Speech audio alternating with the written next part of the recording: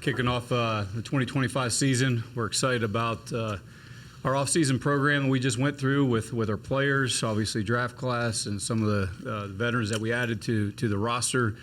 I thought Coach Callahan and his staff did a good job this offseason, just helping this football team grow. And Mike worked with our nutrition staff and strength coaches and sports scientists, and even challenged these players a little bit from a body composition standpoint. And these guys came in shape.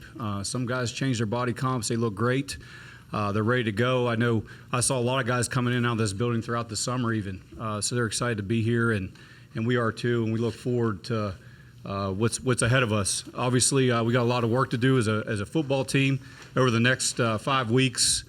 Is going to be really, really important to us. And it will continue not up to the first game of the season in Denver, but even really the first 4 games of the season, really finding out what kind of football team we do have.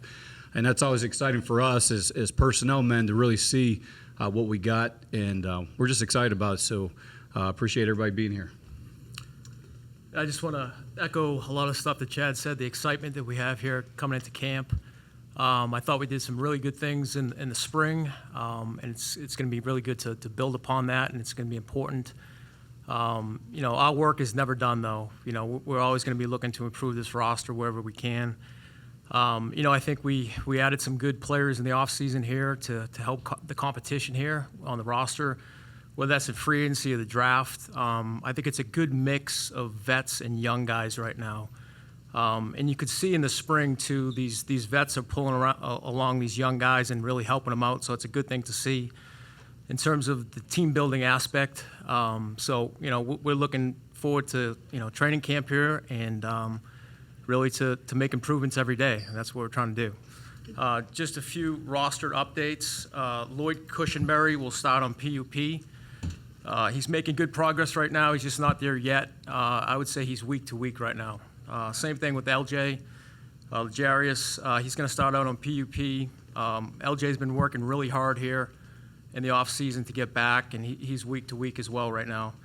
Will Levis, we put out a statement on him yesterday that he will have shoulder surgery and be out for the remainder of the season. And the other one is Lorenzo Carter, who notified us yesterday that he will be retiring. So we wish him well. So with that, I'll open it up. Mike, following up on Will Levis, how much of a surprise, not a surprise, was that decision from Levis, and what were kind of those conversations like with him? Out of respect to Will, we have had conversations. He's been very transparent with us. We knew there was a possibility that he could have this surgery. But just out of respect with Will, to him, I'd like to keep those medical conversations private. But we were aware of it, though. Can you explain the timing? How does the timing fit for him, fit for you? Yeah, we knew after the season, rest and rehab was the recommendation from our staff and from the second opinion staff that he sought information on. And there was an option that, they recommended that he push through the offseason, which he did, had a really good offseason, and if he felt discomfort, that he would proceed with the surgery, and that's what he did. With Lorenzo retiring, how much pressure do you feel, or how much do you need to find another person on the? Yeah, we feel good with the room right now. I mean, obviously, we added Draymond. We drafted Femi Yardens here. There's a chance we could add somebody here at some point. I guess both of you like what you've seen from Cam through the course of the offseason. What do you hope to see from him here as camp begins? Yeah, just growth. I think, Coach has mentioned in the spring he's really happy with the progression that he's had. And it's just really to continue to grow the playbook, the rapport with the receivers, reading coverages, all that stuff that goes into, playing in this league at the quarterback position. So, we feel really good about the progress that he's made and where he's headed. Mike, do you feel like Will felt that he had, I guess, a legitimate shot at winning the starting job, and is there any chance that played a role in his deciding to go through the surgery? You'd have to ask Will. There was competition. That's what we stated from the beginning. That's what we're preaching is competition, and nothing's really going to change with that. You mentioned some situation. This was initially a quad bruise, and he's now been out for all of last year and now lingering into this year. Why has that been so troublesome? I mean, he did have a cleanup on his knee in May, which set him back a little bit, but he's making, progress here. He's really worked hard. He's been here during the summer. So, he's heading in the right direction, and like I said, we'll hopefully get him back here soon. Guys come back from cleanups in May to be ready for the start of camp pretty regularly, if I'm not mistaken. You saw the other side of the knee in Kansas City where the Chiefs gave up on him.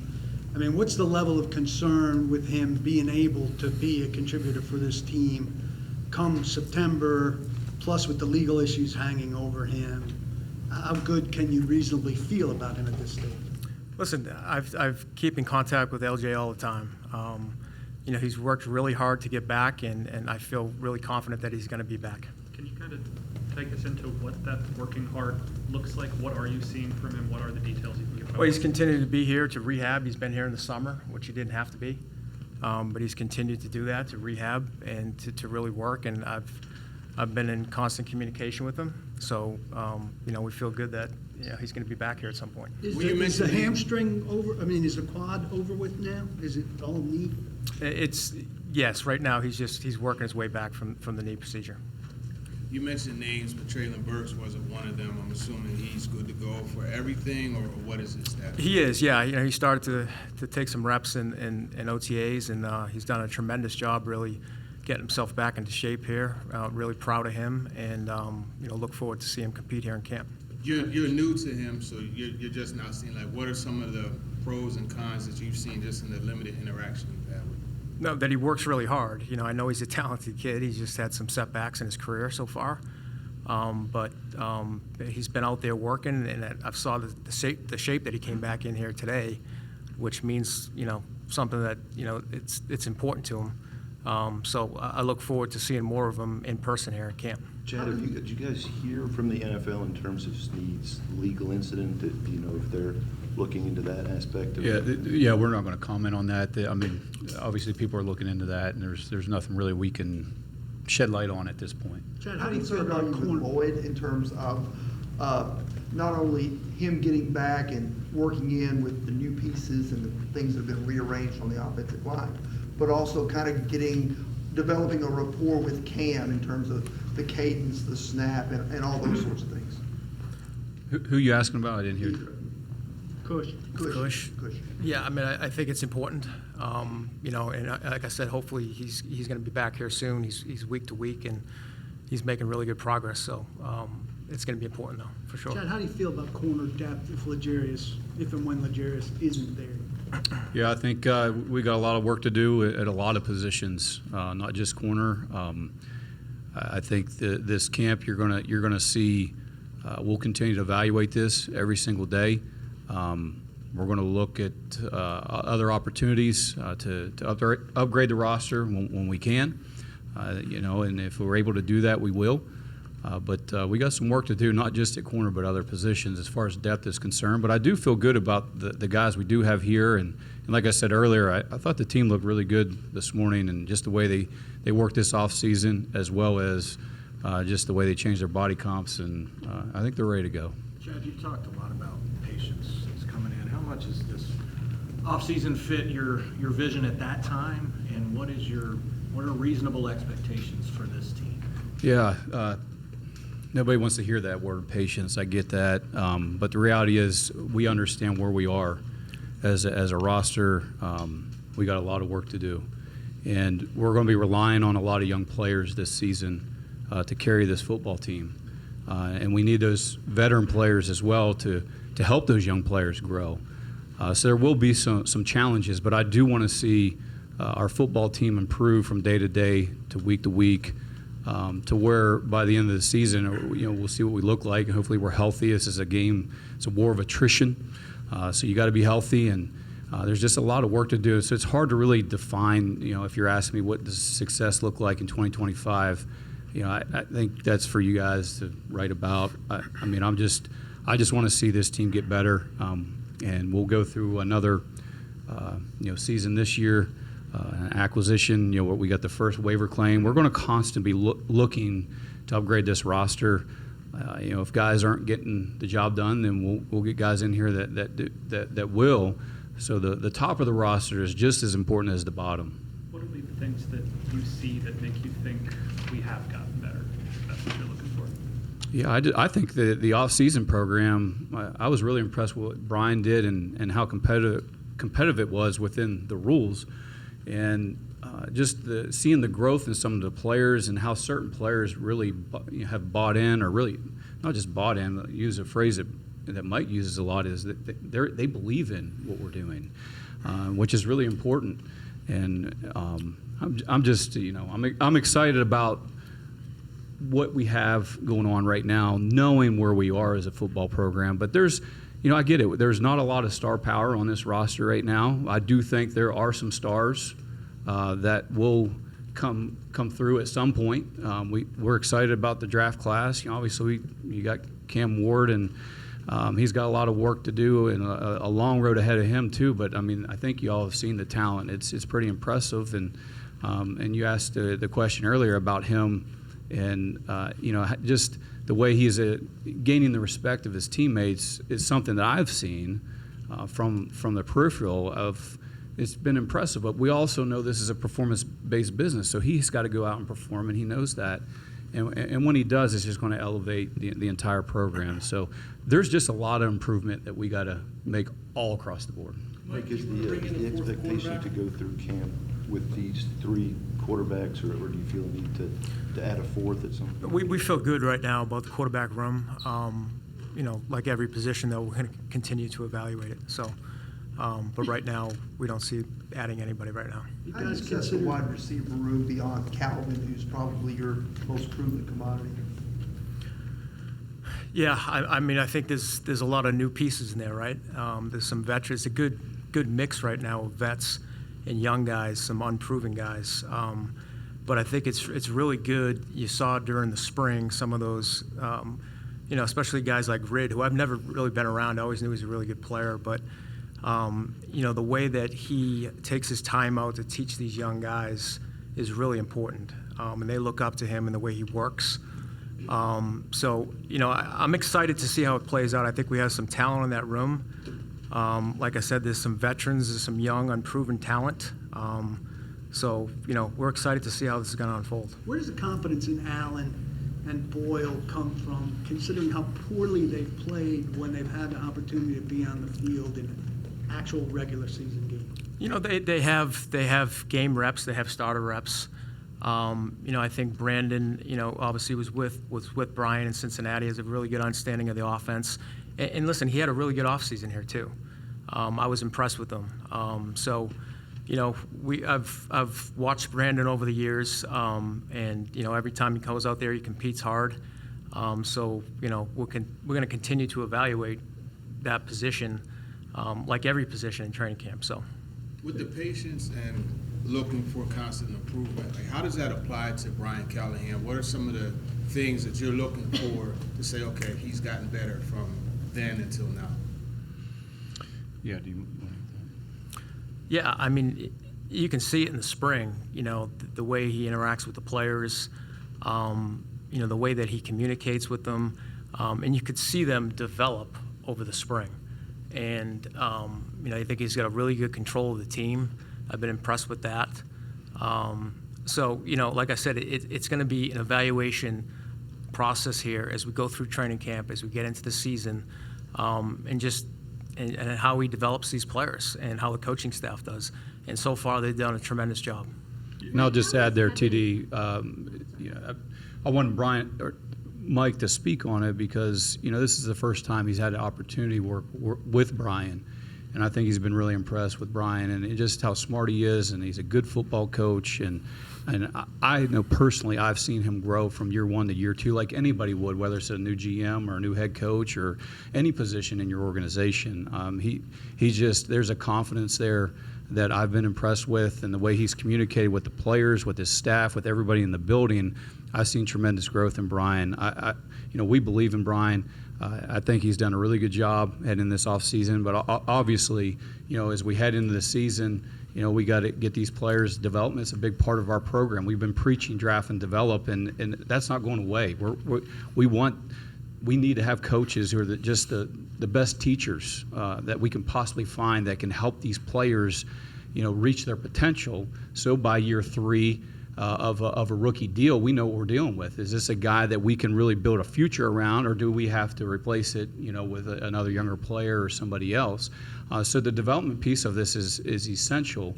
And I've been really impressed with Brian from the coaching, development, and just the whole understanding the big picture of how to run a football team.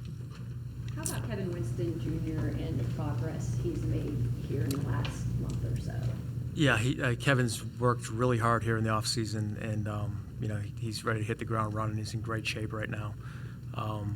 He's been here like the whole summer, watching film in the building and working out, and so we're really excited to see him. Is he 100% then? He is right now. DK and Ayo Manor specifically, you like what you've seen from them during the course of this offseason? Are there a couple of guys you could count on early this season if all goes well? Yes, I think they've made tremendous improvements since they've been here. The big thing is with both of those guys is they work really hard, and they study really hard. And part of getting on the field early is knowing what you're doing. And they've done a tremendous job through the off season of picking up the playbook, and I think they're ready to hit the ground running here in training camp. Going back to Lorenzo Carter, when did he tell you guys that he was going to retire, and were you all surprised by that? He notified me yesterday. Yep. Was that a surprise to you? Yes. Chad, I know you touched on the conditioning earlier, and I know 3 guys at least, with Simmons and Latham and Sweat have talked about their weight loss.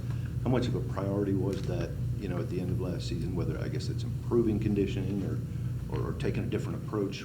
Was that a significant emphasis? Yeah, it was, and maybe Mike can even speak on his experiences a little bit when it comes to this lean body mass and the importance of that.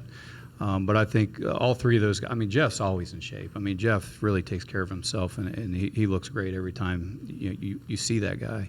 I think JC really, he took it upon himself. He came in after the season and knew he had to improve big time, especially being the type of player that we believe he can be in this league. And he did more than what we even asked of him. Wait till you see him here tomorrow. He looks great. He's in great shape.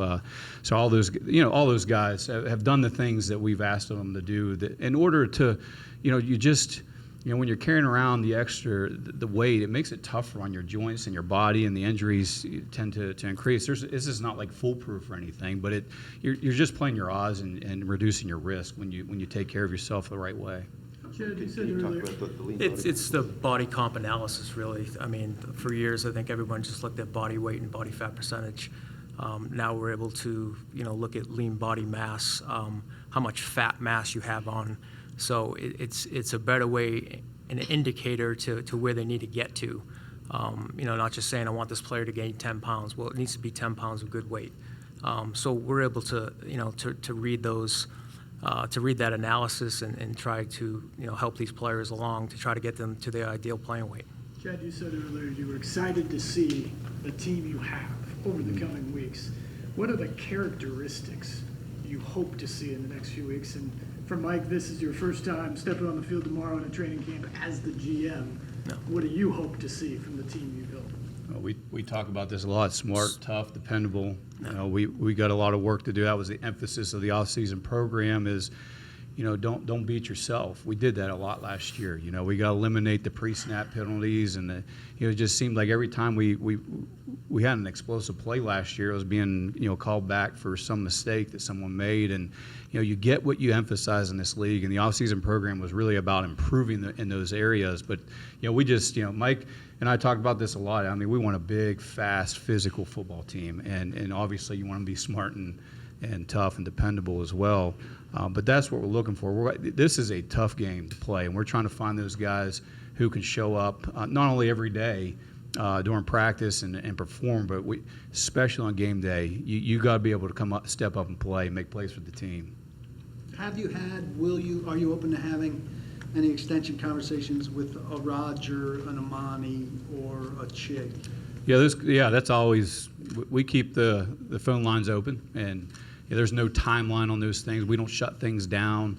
I know some organizations may say if we don't get a deal done by this date, then we shut it down. I never operated that way. I think those conversations will be between us and the agent, and depending on the situation, we're always having the open lines of communication. Anything yet? Nothing yet.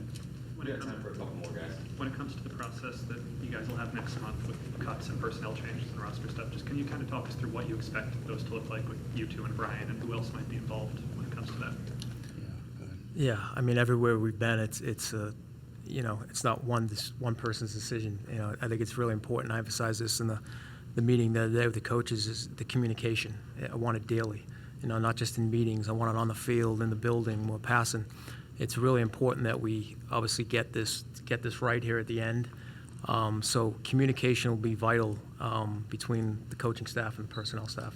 Yeah, as I walk around the building, I have touch points that in the morning I'm an early riser and I like to work out early, and I'll come in and see Mike first thing, head coach. There's at least 3 touch points a day, which it ends up being way more than that. But I make sure at least we talk in the morning about the day ahead. We talk on the practice field, and then late at night, one more time, just making sure that we're always communicating. But when it comes down to the cut down process, I mean, we're all going to be in the room. We're working on this together. We're evaluating them. I'm evaluating the tape the same as Mike is. We're having conversations daily. So I don't see this being any issue at all. We're going to work together, put this roster together. But ultimately, like I said before, Mike's building this roster, and the coach is coaching the roster, but we all got to work together to make this thing work. Chad, Brian was pretty open this spring about how different the off-season program looked from his perspective from a year ago.